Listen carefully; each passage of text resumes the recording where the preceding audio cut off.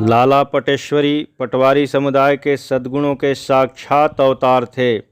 वह यह न देख सकते थे कि कोई आसामी अपने दूसरे भाई की इंच भर भी जमीन दबा ले, न वह यही देख सकते थे कि आसामी किसी महाजन के रुपए दबा ले। गांव के समस्त प्राणियों के हितों की रक्षा करना उनका परम धर्म था। समझौते या मेलजोल में उनका विश्वास न था। यह तो निर्जीवता के लक्षण हैं। वह तो संघर्ष के पुजारी थे, जो सजीवता का लक्षण है। आए दिन इस जीवन को उत्तेजना देने का प्रयास किया करते थे। एक न एक फुलझड़ी छोड़ते रहते थे। मंगरू शाह पर इन दिनों उनकी विशेष कृपा थी। मंगरू शाह गांव का सबसे धनी आदमी था, पर स्थानीय राजनीति में बिल्कुल भाग न लेता था। रोब या अधिकार की लालसा उसे न थी। मकान भी उसका गांव के बाहर था, जहां उसने एक बाग और एक कुआं और एक छोटा सा शिव मंदिर बनवा लिया था। बाल बच्चा कोई न था, इसलिए लेन देन भी कम कर दिया था और अधिकतर पूजा पाठ में ही लगा रहता था। कितने ही असामियों ने उसके रुपए हजम कर लिए थे, पर उसने किसी पर नालिश फरियाद न की। होरी पर भी उसके सूद ब्याज मिलाकर कोई 150 रुपये हो गए थे, मगर न होरी को ऋण चुकाने की कोई चिंता थी और न उसे वसूल करने की। 2-4 बार उसने तकाजा किया, घुड़का, डांटा भी, मगर होरी की दशा देखकर चुप हो गया। अब की संयोग से होरी की ऊख गांव भर के ऊपर थी। कुछ नहीं तो उसके 200-250 सीधे हो जाएंगे, ऐसा लोगों का अनुमान था। पटेश्वरी प्रसाद ने मंगरू को सुझाया कि अगर इस वक्त होरी पर दावा कर दिया जाए तो सब रुपए वसूल हो जाएंगे। मंगरू इतना दयालु नहीं जितना आलसी था। झंझट में पड़ना न चाहता था, मगर जब पटेश्वरी ने जिम्मा लिया कि उसे एक दिन भी कचहरी न जाना पड़ेगा, न कोई दूसरा कष्ट होगा, बैठे बैठाए उसकी डिग्री हो जाएगी, तो नालिश करने की अनुमति दे दी और अदालत खर्च के लिए रुपए भी दे दिए। होरी को खबर भी न थी कि क्या खिचड़ी पक रही है। अब कब दावा दायर हुआ, कब डिग्री हुई, उसे बिल्कुल पता न चला। कुर्क अमीन उसकी ऊख नीलाम करने आया, तब उसे मालूम हुआ सारा गांव खेत के किनारे जमा हो गया। होरी मंगरू शाह के पास दौड़ा और धनिया पटेश्वरी को गालियां देने लगी। उसकी सहज बुद्धि ने बता दिया कि पटेश्वरी ही की कारस्तानी है, मगर मंगरू शाह पूजा कर पर थे, मिल न सके, और धनिया गालियों की वर्षा करके भी पटेश्वरी का कुछ बिगाड़ न सकी। उधर ऊख 150 रुपये में नीलाम हो गई और बोली भी हो गई मंगरू शाह के ही नाम। कोई दूसरा आदमी न बोल सका। दाता दिन में भी धनिया की गालियां सुनने का साहस न था। धनिया ने होरी को उत्तेजित करके कहा, बैठे क्या हो, जाकर पटवारी से पूछते क्यों नहीं? यही धर्म है तुम्हारा गांव घर के आदमियों के साथ? होरी ने दीनता से कहा, पूछने के लिए तूने मुंह भी रखा हो। तेरी गालियां क्या उन्होंने न सुनी होगी? जो गाली खाने का काम करेगा उसे गालियां मिलेंगी ही। तू गालियां भी देगी और भाईचारा भी निभाएगी। देखूंगी मेरे खेत में नगीच कौन जाता है। मिल वाले आकर काट ले जाएंगे, तू क्या करेगी और मैं क्या करूंगा? गालियां देकर अपनी जीभ की खुजली चाहे मिटा ले। मेरे जीते जी कोई मेरा खेत काट ले जाएगा? हाँ, तेरे और मेरे जीते जी सारा गांव मिलकर भी उसे नहीं रोक सकता। अब वह चीज़ मेरी नहीं, मंगरू शाह की है। मंगरू शाह ने मर मर कर जेठ की दोपहरी में सिंचाई और गुड़ाई की थी। वह सब तूने किया, मगर अब वह चीज़ मंगरू शाह की है। हम उनके कर्जदार नहीं हैं। ऊँख तो गई, लेकिन उसके साथ ही एक नई समस्या आ गई। दुलारी इसी ऊँख पर रुपए देने पर तैयार हुई थी। अब वह किस जमानत पर रुपए दे? अभी उसके पहले ही के 200 पड़े हुए थे। सोचा था ऊँख से पुराने रुपए मिल जाएंगे तो नया हिसाब चलने लगेगा। उसकी नज़र में होरी की साख 200 तक थी। इससे ज़्यादा देना जोखिम था। सहालग सिर पर था। तिथि निश्चित हो चुकी थी। गौरी महतो ने सारी तैयारियां कर ली होंगी। अब विवाह का टलना असंभव था। होरी को ऐसा क्रोध आता था कि जाकर दुलारी का गला दबा दे। जितने चिरौरी विनती हो सकती थी वह कर चुका, मगर वह पत्थर की देवी जरा भी न पसीजी। उसने चलते चलते हाथ बांध कर कहा, दुलारी, मैं तुम्हारे रुपए लेकर भाग न जाऊंगा, न इतनी जल्द मर ही जाता हूँ। खेत हैं, पेड़ पालो हैं, घर है, जवान बेटा है, तुम्हारे रुपए मारे न जाएंगे, मेरी इज्जत जा रही है, इसे संभालो। मगर दुलारी ने दया को व्यापार में मिलाना स्वीकार न किया। अगर व्यापार को वह दया का रूप दे सकती तो उस पर कोई आपत्ति न होती, पर दया को व्यापार का रूप देना उसने न सीखा था। होरी ने घर आकर धनिया से कहा, अब? धनिया ने उसी पर दिल का गुबार निकाला, यही तो तुम चाहते थे। होरी ने जख्मी आंखों से देखा, मेरा ही दोष है? किसी का दोष हुई तुम्हारे मन की। तेरी इच्छा है कि जमीन रेहन रख दूं। जमीन रेहन रख दोगे तो करोगे क्या? मजूरी। मगर जमीन दोनों की एक सी प्यारी थी, उसी पर तो उनकी इज्जत और आबरू अवलंबित थी। जिसके पास जमीन नहीं वह गृहस्थ नहीं, मजूर है। होरी ने कुछ जाकर जवाब न पाकर पूछा, तो क्या कहती है? धनिया ने आहत कंठ से कहा, कहना क्या है? गौरी बारात लेकर आएंगे, 1 जून खिला देंगे, सवेरे बेटी विदा कर देना।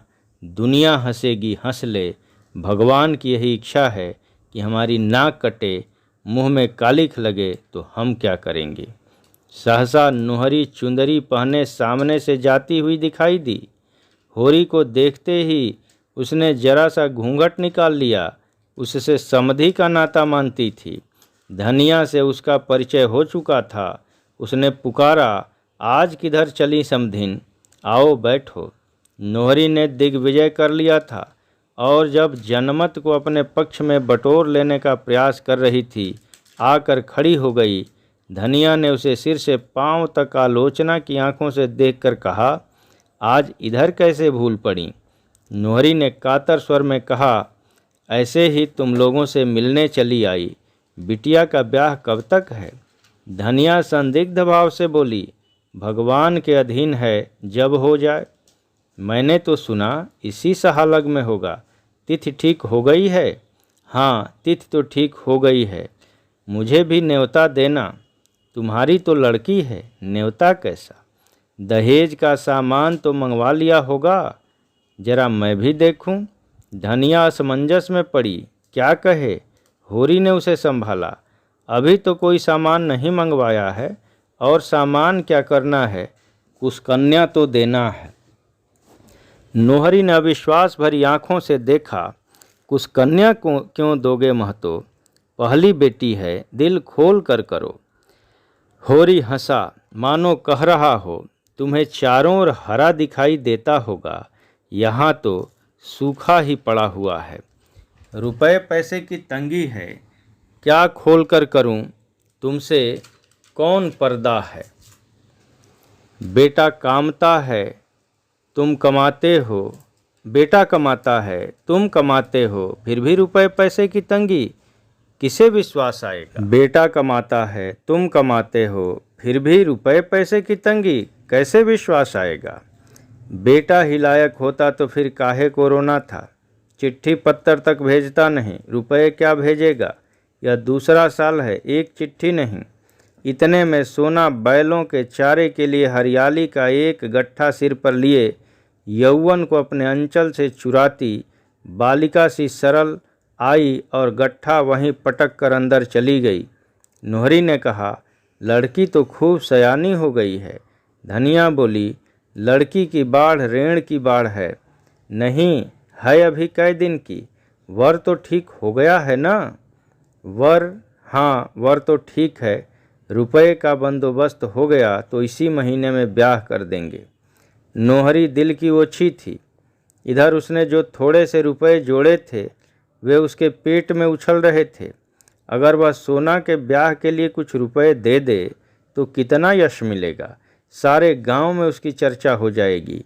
लोग चकित होकर कहेंगे, नोहरी ने इतने रुपए दे दिए, बड़ी देवी है। होरी और धनिया दोनों घर घर उसका बखान करते फिरेंगे। गांव में उसका मान सम्मान कितना बढ़ जाएगा। वह उंगली दिखाने वालों का मुंह सी देगी। फिर किसकी हिम्मत है जो उस पर हंसे या उस पर आवाज़ें कसे। अभी सारा गांव उसका दुश्मन है, तब सारा गांव उसका हितैषी हो जाएगा। इस कल्पना से उसकी मुद्रा खिल गई।